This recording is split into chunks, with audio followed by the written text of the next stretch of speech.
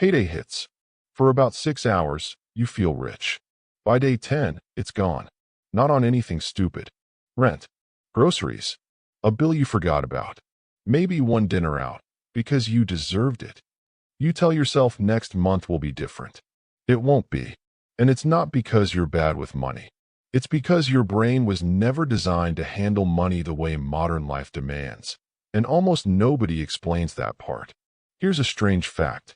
Give a broke person a sudden windfall, a big bonus, an inheritance, even a lottery jackpot. And in a few years, a huge number of them end up exactly where they started. Broke again. If poverty were only about lack of money, this shouldn't happen. Give someone money, problem solved. But it isn't solved.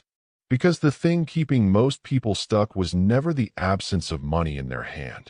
It's the absence of a system in their head. Wealth isn't a number. It's a set of habits running on autopilot. And if those habits aren't rebuilt, more money just means more expensive versions of the same mistakes. So today we're not talking about budgeting tips. You've heard those. Track your spending, make a spreadsheet, cut the coffee. None of that works long-term if the psychology underneath stays broken. We're going to look at 4 mental patterns that quietly keep people broke, and they have almost nothing to do with how much they earn. Your brain has 2 characters living inside it. Today you and future you. Today you is loud. Today you wants relief right now, the new shoes, the food delivery, the impulse buy that feels good for 10 minutes. Future you is quiet.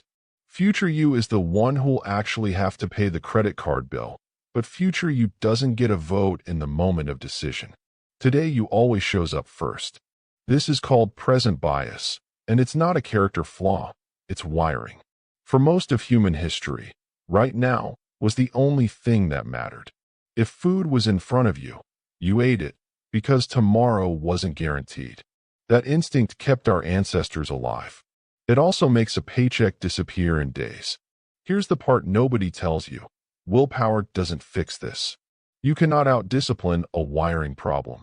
The people who escape this trap don't have more willpower than you. They've just made future you's vote count automatically, before today you ever get to say. Auto transfers on payday. Savings moved before the rest of the money is even visible. Removing the decision removes the battle. If every dollar has to survive a fight against today you before it gets saved, today you wins eventually. Every time. That's not weakness. That's math. Now here's the trap that catches people even when they start earning more.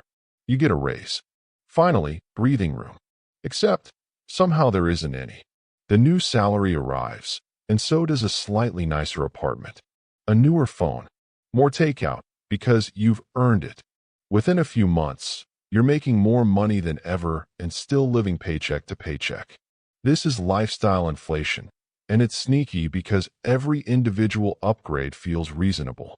Nobody sits down and decides to stay broke. They just upgrade one thing at a time until the raise has nowhere left to go. The uncomfortable truth is that lifestyle inflation isn't really about money management. It's about identity. Spending more often feels like proof that you've made it. Proof to yourself, proof to people watching. The new car isn't just transportation, it's a signal. The bigger apartment isn't just space, it's status. And status is expensive to maintain. Once your spending is tied to how you see yourself, cutting back doesn't feel like a budget adjustment. It feels like admitting failure. So people would rather stay financially stuck than feel, even briefly, like they're falling behind.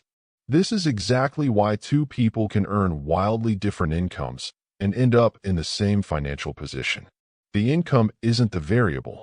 The gap between income and spending is, and that gap only exists for people who deliberately let their lifestyle lag behind their raises. This next one is the most important and the least talked about. Researchers who study poverty have found something counterintuitive. Financial scarcity doesn't just take away money. It takes away mental bandwidth. When you're constantly worried about whether there's enough, your brain narrows its focus onto the most urgent problem in front of it, like a tunnel. Everything outside that tunnel, long-term planning, better opportunities, even sleep and health, gets pushed out of view. Not because you don't care, but because your mind physically doesn't have room left to process it. This is why just think long-term is such useless advice to someone in survival mode. You can't strategize your way out of a crisis while you're still inside it. The tunnel doesn't let you see past this week's rent, let alone next year's investments. And here's the cruel part. This tunnel vision causes decisions that look irrational from the outside, but make complete sense from inside the tunnel. Borrowing against next month to fix this month. Buying the cheaper, lower quality item that breaks again in 3 months, because the bigger upfront cost isn't an option right now, even though it would have saved money over a year. None of this is stupidity. It's a brain doing the best it can with a narrowed field of vision. The way out isn't more willpower inside the tunnel. It's anything that widens the tunnel even slightly. A small emergency fund, even a tiny one, gives your brain just enough slack to stop living in pure crisis mode. That's why financial advisors obsess over the starter emergency fund before anything else.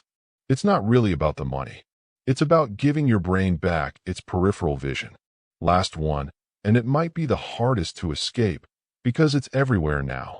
Humans have always measured their situation by comparing it to people around them. For most of history, that meant your neighbors, your village, maybe your extended family. Today it means everyone. Every scroll shows someone's vacation, someone's new car, someone's soft launch of a lifestyle that took years of debt to fake. Your brain doesn't process, that's an edited highlight reel. It processes, everyone has more than me. And that feeling alone is enough to trigger spending. Not because you need the thing, but because you need to not feel behind. This is why financial stress has gotten worse even as living standards have, in many ways, improved. The comparison isn't local anymore. It's infinite. There will always be someone with more, posting about it, every single day, forever. The people who break out of this don't do it by having more discipline while scrolling. They do it by deliberately shrinking their comparison group, paying attention to their own progress, month over month, instead of someone else's curated highlight reel. It sounds simple. It might be the single hardest habit on this list, because it goes against an instinct as old as the species. So here's the real shape of the problem. It's not one bad habit. It's 4 forces running quietly in the background at the same time. Present bias pulling money toward right now, lifestyle inflation absorbing every raise before it can build anything, scarcity narrowing the mind so far ahead planning becomes impossible, and social comparison manufacturing a need that didn't exist an hour ago. None of these show up on a bank statement. A budgeting app can't see them. That's why budgeting alone so often fails. It treats the symptom and ignores the 4 things actually driving the behavior. This is also why blaming people for being broke misses the point entirely. Nobody is choosing this consciously. These are ancient mental shortcuts running into a financial environment they were never built for. So what actually works, given everything you just learned? First, remove the decision. Don't fight it. Automate savings before you ever see the money. You cannot lose a fight you never have to fight. Second, freeze your lifestyle for 30 days every time your income goes up. Let the raise build a cushion before it buys an upgrade. The upgrade can still happen. It just doesn't get to happen automatically. Third, build a small buffer before anything else. Even a small amount of breathing room widens the tunnel enough to let you think past this week. Fourth, shrink your scroll. Mute the accounts that quietly make you feel behind.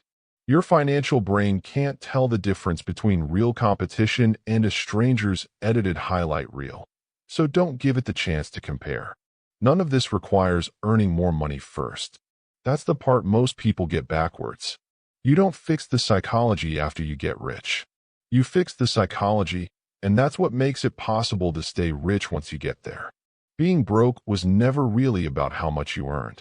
It was about 4 quiet patterns running in the background, doing exactly what they evolved to do, just in a world they were never designed for. You can't delete this wiring, but now you know it's there. And that's the part nobody told you before. If this made you see your own spending differently, subscribe. Next video, we're breaking down why rich people get richer, and it's not the reason you think.